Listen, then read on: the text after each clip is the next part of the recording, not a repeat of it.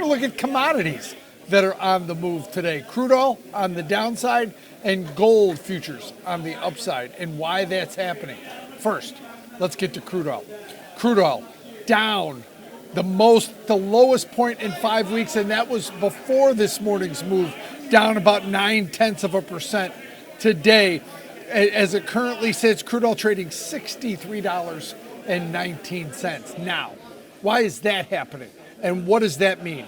Well, it's happening because crude oil, in my history with it, is the most sensitive to supply and demand. And as you know, last Sunday, OPEC Plus came out adding another 547,000 barrels a day starting in September.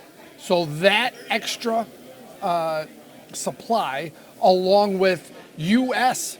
increased production, is putting downward pressure on crude oil. And remember, you've got OPEC Plus putting pressure on by more supply, despite the Trump administration's pressure on Indian, Russian oil, and obviously we know that China is a big buyer of Russian oil. And just remember, when you think about crude oil, lower crude oil prices hurt energy companies, but they help just about every other company in the country that moves something or someone from point A to point B.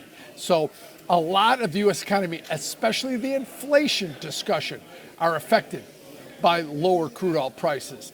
And here's one last bit.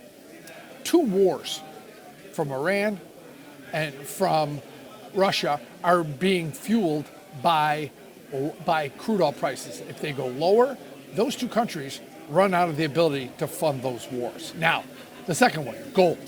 Why is gold higher and moving higher and up 43% in the last month? It's, from my perspective, trading grains, understanding commodities, it's a lot of have to do about the U.S. dollar. Now, the U.S. dollar moving from the 100 level down to the 98 level, you can look at the chart, is a headwind or a tailwind behind gold. So remember, the inverse relationship between metals and the U.S. dollar is very strong there.